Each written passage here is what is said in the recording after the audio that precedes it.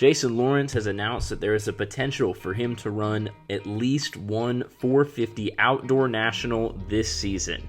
But will this return actually happen, and what can we expect from Lawrence if he does line up on the gate? Let's find out.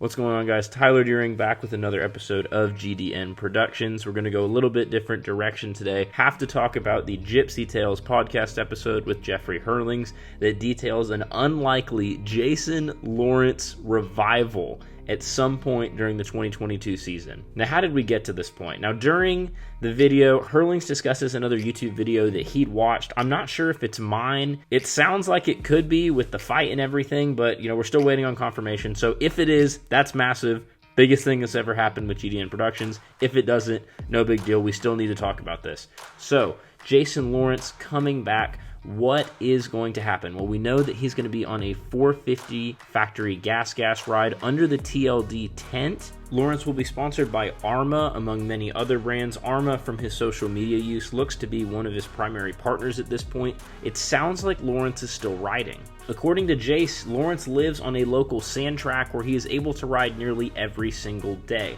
Now, what does this mean for him coming back? Are we going to see a competitive Jason Lawrence? Because back in his heyday, he was one of the fastest guys on the circuit. But like I discussed in my video before, he just never quite got it all together. Now, Jason Lawrence is 35 years old, but he has not recorded a finish in a professional race since September of 2010. So what does that mean for this championship? Well, it adds what's already been a crazy season, as we've seen Ryan Dungey come out from retirement, and we've seen Antonio Cairoli come out for select rounds. For Lawrence, I think many people are going to come out and say that he's going to be a podium contender right out of the gate. Now, I don't think that's true, and here's why. Justin Barcia is currently under the 450 gas factory outlet, and he is running 7th in the points behind Christian Craig, behind Ryan Dungey, who just came out of retirement, and only barely ahead of Aaron Plessinger, who recently got hurt in the last round and didn't record a great moto finish. So I don't see any way that Justin Barcia, who is not taking a break, who has been riding somewhat well and is still running 7th, gets outpaced dramatically by Jason Lawrence, who's going to come out here and run a podium-style race. I don't think that's going to happen. Expectation-wise, if he can finish inside the top 12,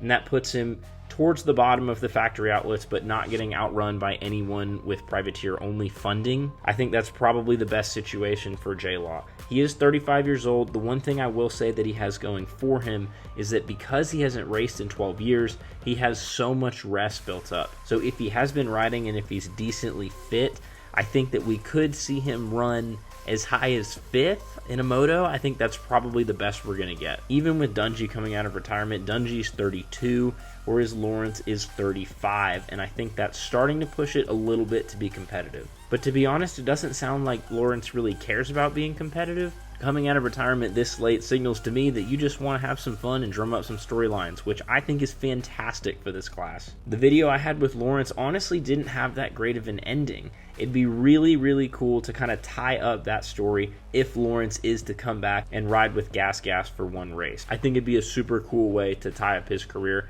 and honestly welcome him back into the sport, as he's kind of been in exile ever since his antics. Anyway, guys, that is all I have for you today with this quick update of Jason Lawrence. And let me know down in the comments, do you think that was my video that they were talking about on the Gypsy Tales podcast? I'm going to link that down below so that you guys can check it out. Again, if it's not, we don't have confirmation yet at this point. It is not a big deal. I'm not claiming to have the confirmation, but it would be really cool to help push the channel forward. Absolutely love everything that they do over there. Please go check them out. Give them a follow as well. They produce some awesome content, and we want to grow the sport as a whole, not just one of us. We want to grow it together. So thank you guys so much, and we will see y'all in the next video.